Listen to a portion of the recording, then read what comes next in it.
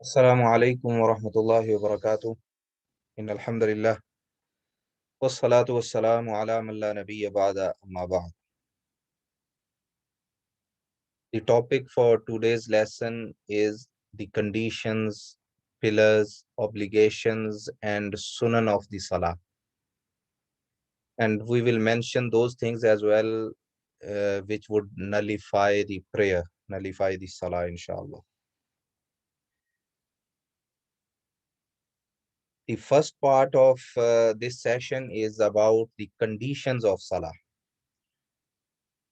In Arabic language, the word shurut is used for conditions. Shart, the plural is shurut.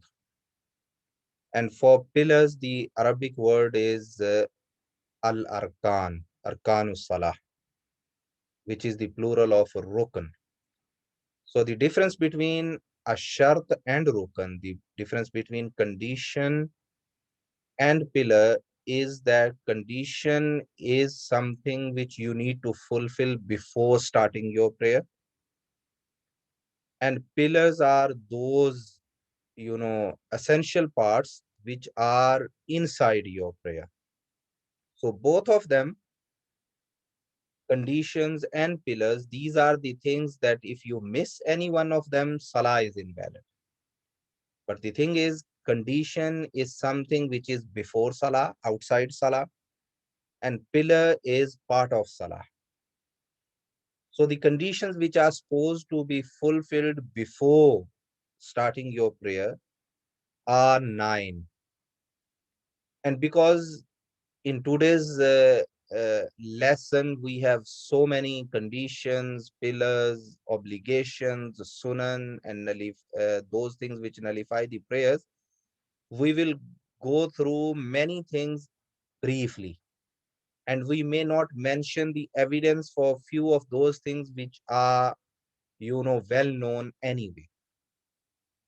So first thing or first condition for salah is al-Islam, that a person who is offering the prayer, he must be a Muslim. If, for example, a kafir or a Christian or mushrik, he stands up and he starts praying, then his salah is invalid. It won't count, because without Islam, no good actions could count, and there are like countless evidences in the Quran and Sunnah with regard to that. And second condition is sanity, that a person should be in his own senses and he should be wise. He should not be majnoon or the one who doesn't have any senses. Because Rasulullah sallallahu alaihi wasallam, he said that rufi al kalam on salasin, that the pen is raised from three people. Three people, their actions, they are not written. And among them is a person who is insane. Then the third condition is the age of understanding. The Arabic word used for that is at-tamyiz, that a child who is able to differentiate between, right or wrong, or a child which can differentiate among different things, and which is the age of 7 years. Rasulullah sallallahu alaihi wasallam, he said, "Muru sibyanakum bisalati idha balagu sab'an," that when your children they reach the age of 7, then you order them to establish prayer. And roughly, this is the age where a child can concentrate on salah. Before that, a child may not be able to fulfill many of the other conditions and other pillars of salah and wajibat and obligations of salah anyway. So this is a condition for salah as well, that the child is at least at the age of 7 or around 7. The fourth condition for salah is the commencement of the time of the salah. The time of salah should have begun. So if, for example, somebody starts his prayer before dawn and he starts Fajr prayer, his salah is invalid. He didn't fulfill the condition of timing, because in salata kanat alal mu'minina kitaban mawquta, that the prayer has been established on believers on specific times. So if the specific time has not started yet, the condition has not been fulfilled. Allah subhanahu wa ta'ala also said, "Aqimi salata liduluki shamsi ila ghasaqil layli wa Quran al-fajr." That establish the prayer when the sun moves towards the west, like when the Zohar time starts, and then Allah subhanahu wa ta'ala mentioned other prayer times in this ayah as well. So this is the condition of salah, that the time of the prayer should have started. And the fifth thing is the intention. The intention, the niyyah for prayer. And this is generally a condition for every act of worship anyway. Because Rasulullah sallallahu alaihi wasallam said, "Innamal a'malu bin niyyat." Actions, they are based on their intentions.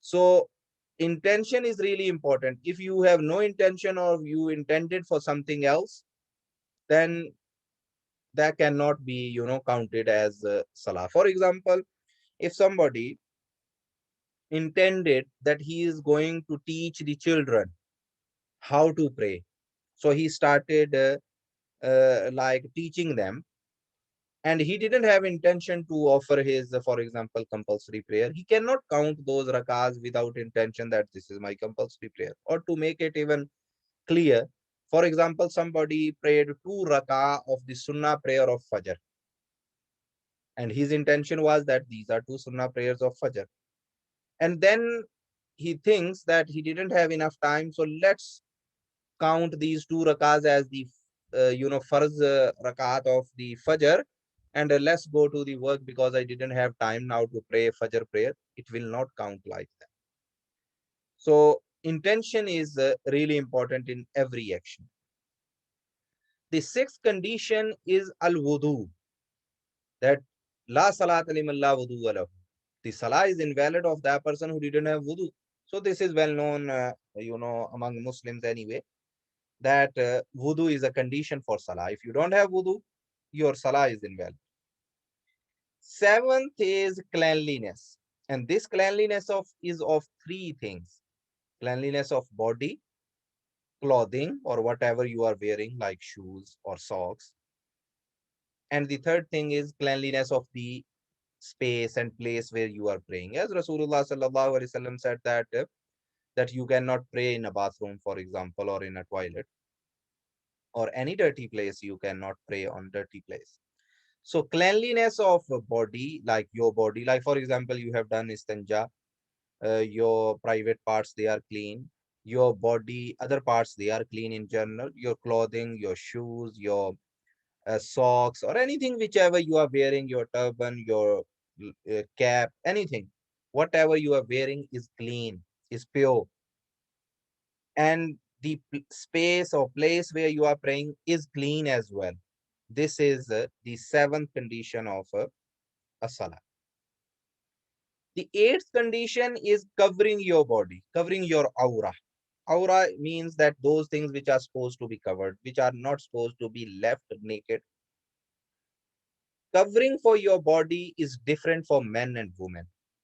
For men, covering is like between belly button and knees, at least. This is at least. From belly button to knees, that part should be covered in your salah. Plus, not only that, plus shoulders. Shoulders for men should be covered as well. As Rasulullah sallallahu alaihi wasallam, he said, none of you should offer prayer in a single garment that doesn't cover the shoulders. So, for example, if somebody is wearing a vest and that vest is sleeveless, salah is invalid in that vest. It should be at least, covering the shoulders, like half sleeves. So that would, we will say that this is a vest which is covering the full shoulder, both shoulders. So covering the shoulders plus covering the area between belly button and knees is the minimum requirement. And when we say belly button to knees, belly button and knees are not included. The area below belly button and above the knees is the minimum which must be covered for men. And this is minimum. Otherwise, خُذُوا زِينَتَكُمْ عِنْدَ كُلِّ مَسْجِدٍ. This is an order that when you go to masajid, you should be prepared properly, and have the best of your clothes. And for women, the whole body must be covered except two things. And those two things are hands and face. So even the feet, the top of the feet should be covered as well. And this is not about hijab. Hijab is like a woman supposed to do hijab when she is in front of a non-mahram or those people who are not his close relatives. But this covering in salah is even when a woman is alone, like she is in her house and she is alone, still when she is going to pray, she is supposed to cover her whole body except the hands and the face. And the ninth and final condition for salah is facing the Qibla. فَوَلِّ وَجْهَكَ شَطْرَ الْمَسْجِدِ الْحَرَامِ. That you face your, you turn your face towards Baytullah, towards Qibla. Now, these are the conditions. Some of these conditions, they are supposed to be there. Even if you forget and you recall later on that you didn't fulfill these conditions, then your salah is still invalid and you need to repeat your salah. Some of the conditions are where if you didn't notice on time, your salah will be valid and you don't need to repeat later on. But if you knew that you are not fulfilling the condition, still you continued with your salah, then salah will be invalid. So Islam, sanity, the age of 7 years, commencement of the time, the intention, wudu, these things, like first six things which I mentioned here on this table, these are those things whether you miss them by mistake, by forgetfulness, or by knowingly. In any case, salah should be repeated. For example, if somebody didn't remember to do wudu and he prayed, his salah is still invalid. Whenever he remembers he didn't have wudu, he has to repeat the salah. If somebody, for example, prayed before the salah time by mistake, even if it's by mistake, still he has to repeat the salah. But number 7 and 8, if it's by mistake or unknowingly, then salah is valid. If somebody knows that he doesn't fulfill these conditions, still he tries to continue, his salah is invalid. But if somebody is doing it by mistake, then he should fulfill the condition as soon as possible. For example, Rasulullah sallallahu alaihi wasallam, once Jibreel alayhi salam, he came and he told him to remove his shoes during the salah. So he removed his shoes during the salah. And Sahaba, when they saw him, they removed their shoes during Salah as well. And after the Salah, Rasulullah sallallahu alaihi wasallam told them that you were not supposed to do that, because I was told by Jibreel to remove my shoes specifically because there was some azah, something which was maybe dirty or something which was harmful in those shoes. So Rasulullah sallallahu alaihi wasallam counted the Salah which was, he was praying before and he didn't discontinue his salah to restart it. And same is about covering the body, because if your body is like some of it uncovered unknowingly, then la yukallifullahu nafsan illa wusaha, then there is some relaxation with that as well. The ninth point, which is facing the qibla, it has further detail that Allah subhanahu wa ta'ala, when he says fawalli wajhaka shatr al masjid al haram, then this is a legal duty on every believer that he makes every effort to know the direction of qibla before starting his prayer. So if somebody prayed towards a direction which is not qibla direction knowingly, then his salah is invalid, obviously. But if he prayed to a direction which is not qibla direction by mistake or unknowingly, then we will see whether he did proper investigation before establishing the prayer, or he's been lazy and he just started his prayer. And now later on he knew that he prayed towards a direction which he didn't do proper investigation, and that was wrong direction. So because he didn't fulfill the responsibility of finding the Qibla with every possible effort, his salah is invalid and he has to repeat the salah because he didn't put proper effort into it. But if a person tried his best and used all resources available to find the Qibla, still he made a mistake, then it comes under La yukallifullahu nafsan illa wusaha. So these were the conditions of salah, and I explained the different nature of different conditions that when they will nullify the salah if they are missing. Then we move on to the pillars of salah, arkanus salah, those things which are inside salah, and they are fundamental parts of salah, so fundamental that if you miss any single of one, then your salah will become invalid. And even if your salah as a whole doesn't become invalid, at least one rakah will become invalid. The rakah which you missed that specific part in that rakah. The first thing for salah is takbiratul tahrim. First takbir. Rasulullah sallallahu alayhi wasallam, he said, tahrimuha takbir wa tahliluha taslim. That the prayer starts with Allahu Akbar. When you say Allahu Akbar, talking, eating, drinking, these things become haram on you. And when you say Assalamu alaikum wa rahmatullah, Assalamu alaikum wa rahmatullah, these things are halal for you again. You finished your salah. So first takbir, takbiratul tahrim, Allahu Akbar. Starting your prayer with Allahu Akbar. This Allahu Akbar, saying this Allahu Akbar is a pillar. If you missed it, if you forgot it or you missed it on purpose, salah didn't start at all. Salah is invalid altogether. Any rakat based on that salah which didn't start with this first takbir, Allahu Akbar, full salah will become invalid. No rakah will be valid because the beginning is not with the first takbir, Allahu Akbar. So this is really important that brothers, especially when they join the imam, they need to make sure that wherever they find the imam, they are supposed to join him in the same position.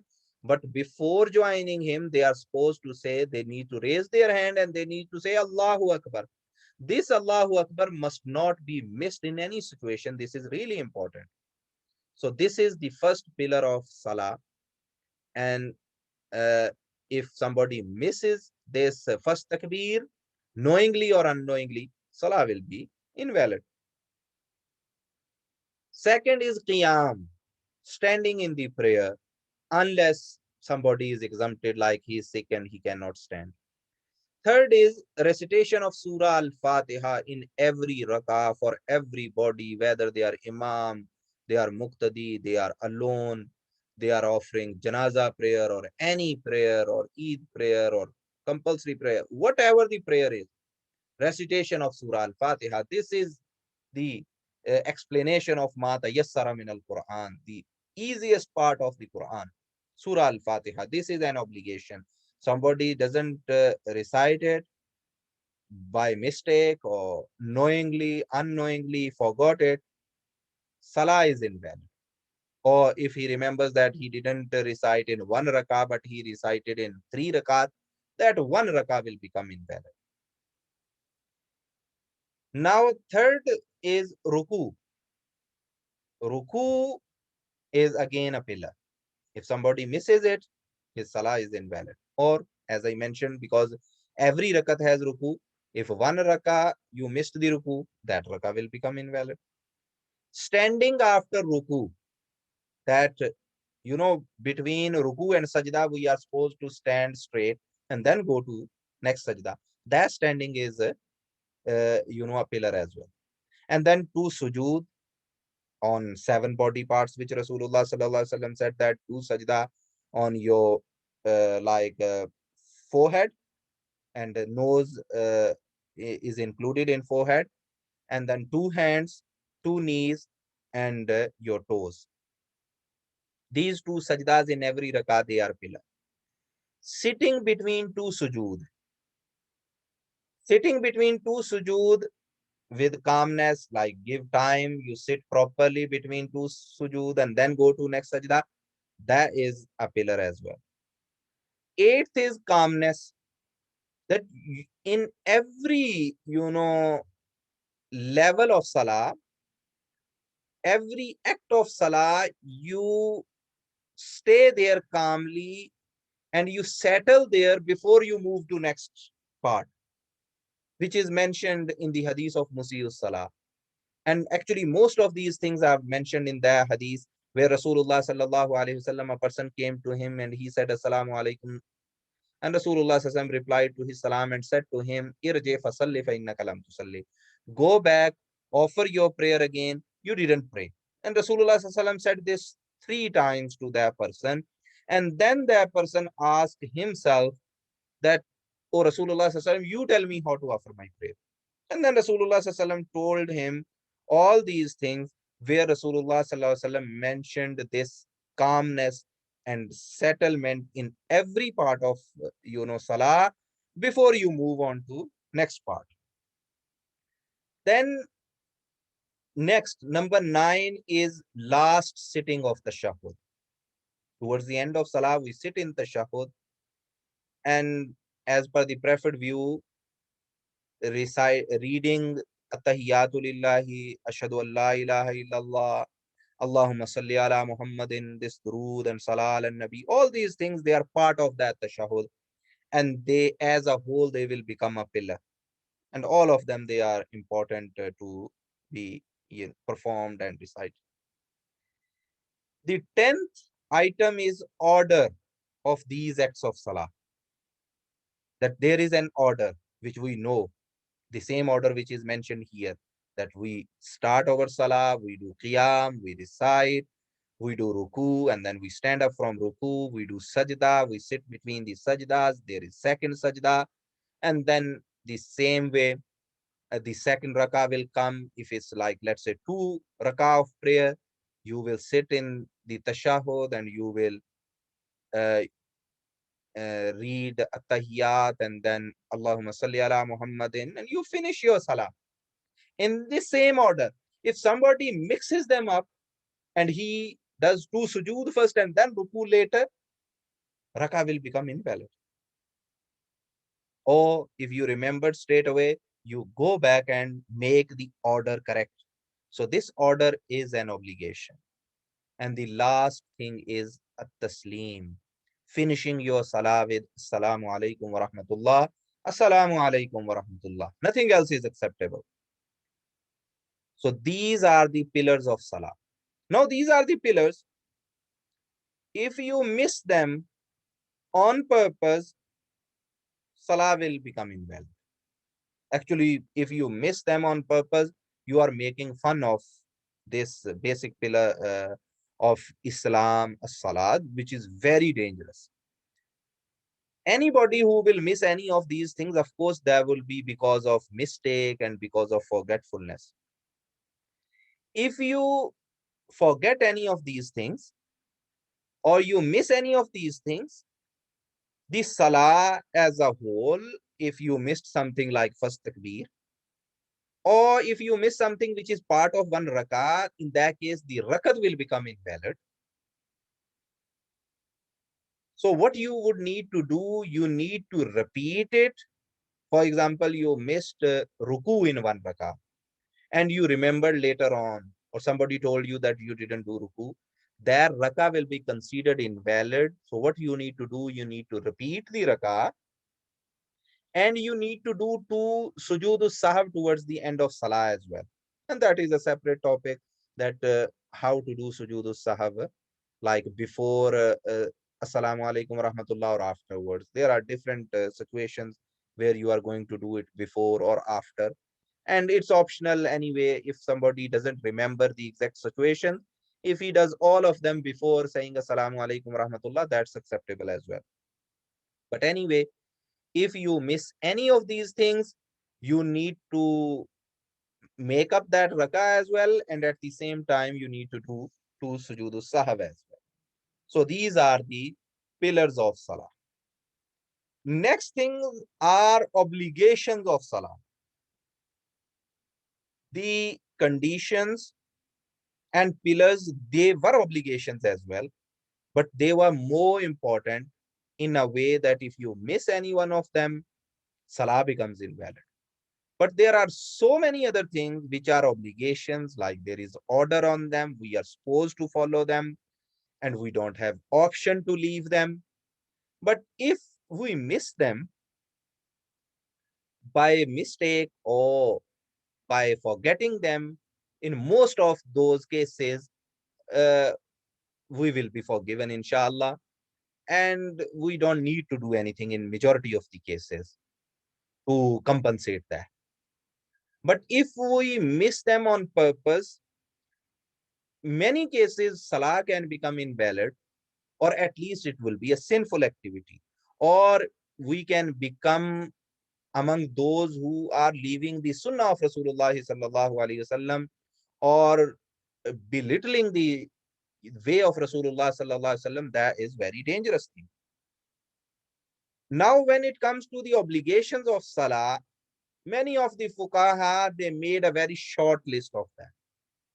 But when we see a famous hadith of Rasulullah sallallahu alaihi wasallam, we find that actually the list of obligations is salah should be the longest list.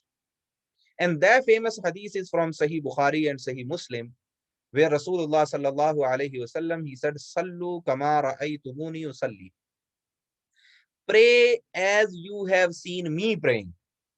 Now, this hadith is so comprehensive and so encompassing that any action or any wording of salah which Rasulullah sallallahu alaihi wasallam performed and which didn't has not been mentioned above in pillars, and at the same time there is no indication in hadith that these things they are optional or these things they are additional, all those things they will become obligations. So most part of the salah will come under this title of obligation. But among these obligations, we will do sujood sahab only in a case which is specifically proven in the hadith of Rasulullah sallallahu alaihi wasallam.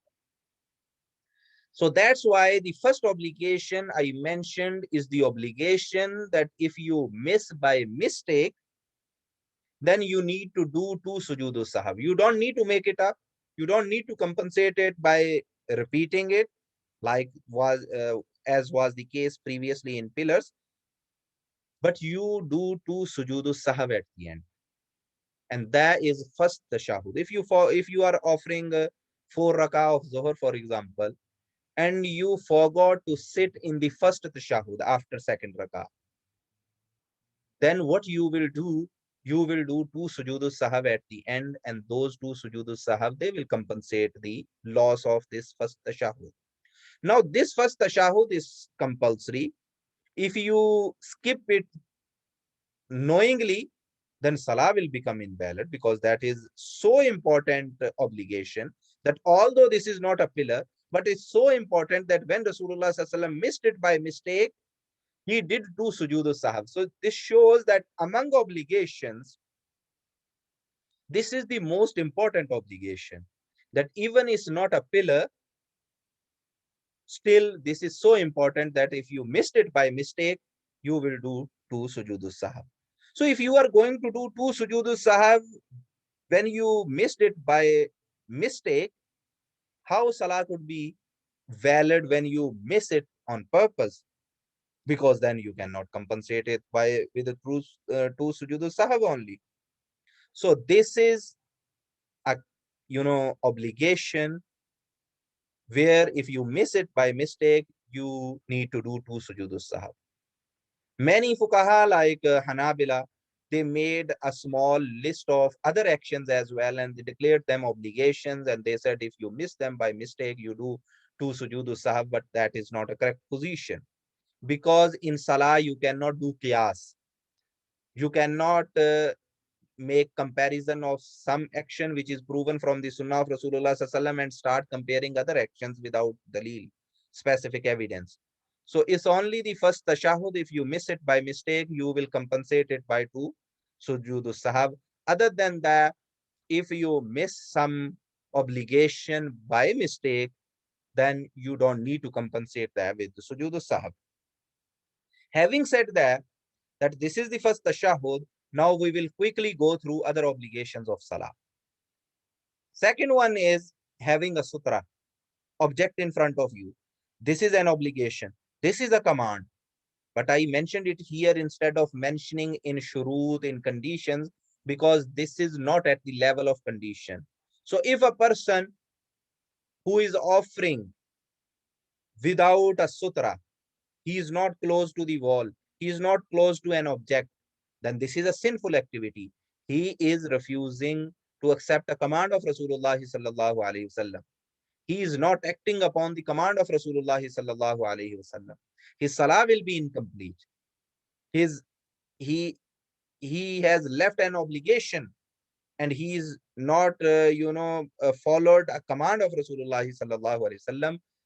But this is not a condition in such a way that we will not say that his salah became invalid, because it's also proven from the hadith of Rasulullah sallallahu alaihi wasallam, where he said that if a person is praying without sutra, that his salah will be broken if a black dog crosses in front of him, or a donkey or a woman crosses in front of him. So from this hadith we can see that a person who is praying without sutra in general, and none of these three things pass in front of him, then his salah is not broken, his salah is incomplete. That's why this is not a shart, this is an obligation. Then third thing is focusing on the place of sajda. Like when you start your prayer, your eyes, your sight should be focusing on the place of sajda. And this is proven from the sunnah of Rasulullah sallallahu alaihi wasallam. Now, in this case of salah, everything which would be proven from Rasulullah sallallahu alaihi wasallam that he did that will become an obligation, because Rasulullah sallallahu alaihi wasallam, he told Malik bin Huwairis radiyallahu ta'ala anhu that look at me how I performs my salah, how I perform my salah. And when he saw Rasulullah sallallahu alaihi wasallam how he performed his salah, Rasulullah sallallahu alaihi wasallam said, "Sallu kama ra'aytumuni usalli." Pray as you have seen me praying. So with this general command of Rasulullah sallallahu alaihi wasallam, any action or any wording Rasulullah sallallahu alaihi wasallam did say in his prayer becomes an obligation by default, unless we find specific evidence that these things are additional, these things are optional. And we will see few examples when we go to the sunan section of this lesson, inshallah. And then dua of istiftah. There are different options for that. Sorry, the number 3 was that we were talking about focusing, that our eyesight should be on the place of sajda, except last tashahud. Except not last tashahud, except tashahud actually. That in tashahud when we sit, we that we raise our finger. And when we raise our finger, Rasulullah sallallahu alaihi wasallam, when he used to sit in tashahud, he used to hold his hand like this and raise his finger, and his eye focus is on the finger now instead of place of sajda. So this is the way of offering salah, that in salah you look at the place of sajda, or in tashahud you look at index finger of right hand. And from this we know as well that this is not the sunnah way to close our eyes. So instead of closing your eyes, you are supposed to focus, and you are supposed to look at the place of sajda in general, and on index finger of right hand in tashahud. So this is about focus. Fourth thing is dua of istiftah, that when we start prayer, before reciting Surah Al-Fatiha, we read the first dua of the salah. And there are different options available. Allahumma ba'id baini, subhanakallahumma wa bihamdika, few more duas. But at least one of them we are supposed to read as an obligation. And when the next thing is A'udhu billahi minash shaitanir rajim, because this is an obligation in general, that whenever we start the recitation of the Quran, then we must seek refuge of Allah subhanahu wa ta'ala from shaitan ar-rajim. And then saying Ameen. Rasulullah sallallahu alayhi wasallam, he ordered us to say Ameen when Imam says Ghayril Maghdubi alayhim waladdallin. So saying Ameen is an obligation. And then, as I mentioned in one of previous sessions, that holding hands on the chest is an obligation. Rasulullah sallallahu alaihi wasallam ordered for that. And then takbirat of intiqal, that when we go to ruku, we say Allahu Akbar, go to sajda Allahu Akbar, raising head for from sajda Allahu Akbar. So many places Allahu Akbar, Allahu Akbar. All these places, this is obligatory as well. Other than first takbir was a pillar. So if you miss first takbir by accident, still your salah is invalid. But if you missed by mistake or by accident, if you miss one of these takbirs, at least you didn't miss an obligation. But knowingly, purposely, you are not supposed to miss these takbirat. And then tasmi. Tasmi is Sami Allahu liman hamida. We stand up from ruku, we say Sami Allahu liman hamida. This is an obligation. Tahmid is Rabbana walakal hamd. Shorter version. Rabbana lakal hamd or Rabbana walakal hamd. These three words, they are obligation. And then tasbih in ruku and sujood. In ruku and sujood, we say Subhana Rabbiyal Azim, Subhana Rabbiyal Ala. We know that there are longer versions, longer du'as there as well. But at least shortest part of, tasbih, at least once. This is an obligation. We cannot skip that unless by mistake. And then dua between two sujood. The proven one from Rasulullah sallallahu alaihi wasallam is Rabbi Ghfirli twice. We say Rabbi Ghfirli twice. And then there are other dua as well. But the correct position is that that dua is proven in salah in general, not specifically between two sajdas. So somebody can read that dua between two sajdas, but he should know that he is reading it as an optional dua, not a like specifically proven dua in that place. Then 12th is quite interesting, that sometimes people, they become, people of Ahlul Sunnah or people of Ahlul Hadith, they become defensive when it comes to Raful Yadain. And they say, maybe this is Sunnah, and then people, they say, oh, this is optional then, and they struggle to defend the position. Now, the hadith which I mentioned in the beginning, Sallu kama ra'aytumuni usalli. Rasulullah sallallahu alaihi wasallam said, pray as you have seen me praying.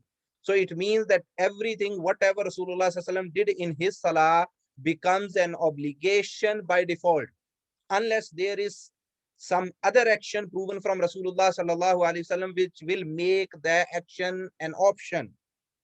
So Rasulullah sallallahu alaihi wasallam, this is proven from him that when he used to start his prayer with first takbir of tahrim, he used to say Allahu Akbar, and he used to raise his hands up to his shoulders or little bit higher, and he used to raise his hands and says Allahu Akbar. This is proven from Rasulullah sallallahu alaihi wasallam. And same practice, whenever he used to go to ruku, whenever he used to raise his head from ruku, and whenever he used to start his third rak'ah of the salah, he used to do the same. And this is the only thing proven from Rasulullah sallallahu alaihi wasallam. And not doing Raful Yadain on these places, on these four places, is not proven from Rasulullah sallallahu alaihi wasallam at all, not even once. So when it's not proven other way around from Rasulullah sallallahu alaihi wasallam, this is the only practice of Rasulullah sallallahu alaihi wasallam. And when this is the only practice of Rasulullah sallallahu alaihi wasallam, then every practice of Rasulullah sallallahu alaihi wasallam in salah is an obligation by default, unless there is an evidence that there are other options available. So that's why this is an obligation on Muslims to offer their salah with Raful Yadain. Now, people, they try to confuse by saying that if this is an obligation and you missed it by mistake or by forgetfulness, why don't you do two sujood sahab at the end? So I answered that to their confusion in the beginning, that we will do two sujood sahab only in case of missing first tashahhud, because we are going to do sujood sahab only in one occasion of missing obligation which is proven from the hadith of Rasulullah sallallahu alaihi wasallam. Other than that, if we miss any obligation by mistake or by forgetfulness, we are not going to do to sujudu sahab because they are not proven from the sunnah. So although raful yadain is an obligation, if somebody misses a raful yadain because of mistake, because of his old practice, because it is not part of his habit, so initially he is finding it difficult to do raful yadain on every occasion, then this is not something that you are going to do sujudu sahab after that. And then holding your knees in ruku and making your back straighten, stretching your arms, the way how you do ruku is an obligation. Next obligation is putting your hands on the ground before your knees when you go to sajda. You know, Hanafiya, when they go to sajda from, after ruku, they go to sajda and they touch the ground with their knees first. This is prohibited. Rasulullah sallallahu alaihi wasallam, he ordered us to put our hands on the ground first before putting our knees. So this is an obligation. And then being balanced in sajda without resting forearms on the ground or attaching them with the body. That when you do sajda, you need to be open and you not should not put your forearms on the ground like a dog, or you should not be touching your belly or your thighs with your arms. And this is the same for men and women. So doing sajda in this proper way, this is an obligation. And then a brief sitting after second sajda, Jalsatul Istiraha it is called. That in first rakah, you are not going to sit tashahud, you are not supposed to stand up straight after sajda like Hanafiya they do. Rather, the way of Rasulullah sallallahu alaihi wasallam is that when he used to be in first rakah or third rakah where he is not going to sit for tashahud, after second sajda, he used to sit properly and then he used to get support with his hands to stand up for the next rakah. This practice is an obligation because this is part of the practice that nothing else is proven from Rasulullah sallallahu alaihi wasallam against this practice. So sallu kama ra'aytumuni usalli. And then next thing is getting up with the support of hands for the next rakah, which is I have already explained. And then next obligation is tawarruk. And tawarruk is sitting on the left hip in the last tashahhud. There is one standard sitting where you raise your right foot and you sit on your left foot like everybody sits, most of the people. But when you are in last tashahhud, you are supposed to move your left foot further away so that you can sit on your hip, which is called tawarruk position. This is a practice of Rasulullah sallallahu alaihi wasallam in every of his last tashahhud. So this must be observed. And then raising the index finger of the right hand in tashahhud from beginning to end. This is a practice proven from Rasulullah sallallahu alaihi wasallam, and this is the only practice proven from him. So this must be observed. And then seeking refuge from four things before taslim. Rasulullah sallallahu alaihi wasallam ordered that when you are going to finish your salah, before that, what you say? You say, Allahumma inni a'udhu bika min adhabil qabr wa min adhabi jahannam wa min fitnatil masih dajjal wa min fitnatil mahya wal mamat. So these four things, seeking refuge from them is an obligation because Rasulullah sallallahu alaihi wasallam ordered us to do that. And then, as I mentioned, any other action or wording in Salah proven from Messenger of Rasulullah sallallahu alaihi wasallam, and there is no proof of that thing to be additional or optional, then that thing will be obligation. This is the principle. So I may have missed few things, but anything where you find that Rasulullah sallallahu alaihi wasallam did that or said that in Salah, and there is no evidence that there was optional or additional or there were other options available, that thing will be an obligation. Now, if we quickly go through the sunan of the salah, those things which are optional or additional, then first thing is reciting on top of Surah Al-Fatiha. You have recited Surah Al-Fatiha, this is the pillar of salah. But if you recite more than that, that is additional reward, that's the additional sunnah, but that is not a pillar or obligation. Then second is different forms of tasbih in ruku and sujood. I had mentioned that in ruku you are supposed to read at least some tasbih, at least once say subhan rabbi al azim, at least once say subhan rabbi al ala. But if you say more than that, if you say other forms of tasbih which are proven from Rasulullah sallallahu alaihi wasallam, that's even better. That is the sunnah. And then longer form of tahmeed, Rabbana lakal hamd, this is an obligation. But if you say hamdan kasiran tayyiban mubarakan fi, and there are many other du'as proven out that place and forms of tasbih, then it's even more rewardable, and this is a sunnah. Then dua, in sujood, Rasulullah sallallahu said that the best place for dua is sajda. So other than tasbih, if you start doing dua in sujood, that is a sunnah.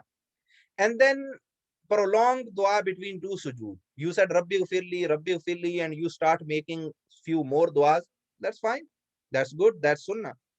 And then this is the sunnah to prolong qiyam, ruku, sujood. The minimum amount of qiyam, ruku, sujood has been mentioned that it should be with calmness, with settlement. You perform the compulsory actions or compulsory duas or wording there. But if you do extra long, qiyam, ruku, sujood, then that would be the sunnah, that would be additional reward. And then durood, saying Allahumma salli ala Muhammadin wa ala ali Muhammad in first tashahhud, then this is a sunnah. Because when we look into the detailed evidence, we find that there is some evidence that the first tashahhud has been performed without full form of tashahhud as well. So because of those optional evidences, I have put it in the sunnah instead of putting it into obligations or pillars to recite Allahumma salli ala Muhammadin in first tashahhud, which is the middle tashahhud. And then additional du'as before taslim. Rasulullah sallallahu ordered us to seek refuge from four things, but he also said, Summal yaftar min ad-du'a masha. Then he can read any dua whatever he wants. So if you make more and more duas there, like Rabbi Janli Muqim Salati or others, that will come in something which is allowed. And quickly, time is limited for Salah. I got only 5 minutes, then I need to go to Masjid, inshallah. But quickly, I will mention those things which nullify the Salah. Salah will be nullified and invalidated if anything of these actions happen. First thing is talking. If somebody talks in Salah, which is unrelated to Salah, if somebody says to you, Assalamu alaikum wa rahmatullah, you say to him, Wa alaikum salam. Salah is broken. It's gone. If somebody says Wa alaikum salam and you tell him, brother, you are not supposed to say Wa alaikum salam, your Salah is broken now. You talk to that person. So this is a Salah breaker. Somebody talked in Salah, said something which is irrelevant to Salah, Salah is gone. Second is laughing. Laughing it out loud. Somebody laughs in Salah, makes noise with his laughing, that will come under the title of talking, and Salah will become invalid. But if somebody smiles in Salah, that will not make it invalid because it will not come under talking. Too much movement in Salah. A person, he is like, just imagine a person who is offering Salah and he is just walking around in the masjid or in his house. So much unnecessary movement will break your Salah. If you moved a little bit for some valid reason, especially somebody knocked at the door, you are in the room, you just move back, make sure your face is towards Qibla. You open the, unlock the door, uh, and then you continue in your Salah. Somebody is going to pass in front of you in masjid, you came late, and then you are standing in the door, and people, they are stuck there. You just move a little bit left or right, move forward so that you come closer to sutra and you give way to people. This type of movement is excused and proven from the sunnah. But too much movement without any need is a salah breaker. And then missing a condition or pillar, as I mentioned initially, that these are the conditions, these are the pillars. You miss some of the conditions or pillars, salah is gone. It will break, uh, especially on purpose if you miss them. And then eating or drinking. Somebody starts eating or drinking during salah, salah will break. Passing wind, breaking wudu, wudu is not there, salah is broken. Then last three things, they are related to congregational prayer. Praying alone behind the rows. Somebody is praying alone behind the imam, his salah is invalid. Rasulullah sallallahu alaihi wasallam said to a person who was praying behind the saf alone, Rasulullah said to him, repeat your salah is invalid. So if you are behind the imam and you are playing alone, not only your jama'ah is invalid and you are not with jama'ah, your salah, the basic prayer is invalid. Your salah is not valid as a mufrid even, as a person who is alone. Salah is invalid. And then eighth is lagging too much behind the imam. Some people, they are too lazy or they are so much devoted to their own du'as that they lag behind the imam. Imam said Allahu Akbar from second sajda and they want to do a prolonged sajda. This is an ignorance. This is really important. Some brothers, they are, because of ignorance, they think they need to do a long sajda. And for that purpose, what they do, they say, oh, Imam is in tashahud, that's not a big deal. Let's continue the sajda, second sajda. And Imam is at-tahiyatu lillahi. Imam is maybe on ashadu an la ilaha illallah. And they didn't raise their head from sajda. So much lag behind the Imam will invalidate the salah. So, innama joil al imam ul Imam must be followed in a good manner, good fashion. If somebody lags behind the Imam, salah becomes invalid. Somebody, he is in came in rakah, he heard that salah is invalid without Fatiha. He came, Allahu Akbar. Imam went to ruku and he is reading his surah al-Fatiha and he finishes his surah al-Fatiha and Imam finishes the ruku and he didn't even go to ruku. This lag will invalidate his salah. And the final thing is preceding the imam instead of following. And this is so serious. Many people, they have this mistake. Imam says Allahu Akbar. Imam didn't reach to sajda and these people quick enough went to sajda. If somebody goes to sajda before imam, his salah is broken. So may Allah subhanahu wa ta'ala give us tawfiq and understanding. I'm sorry, I think today we won't be able to take questions inshallah because it's Jamaat time now. أقول قولي هذا أستغفر الله لي ولكم ولسائر المسلمين السلام عليكم ورحمة الله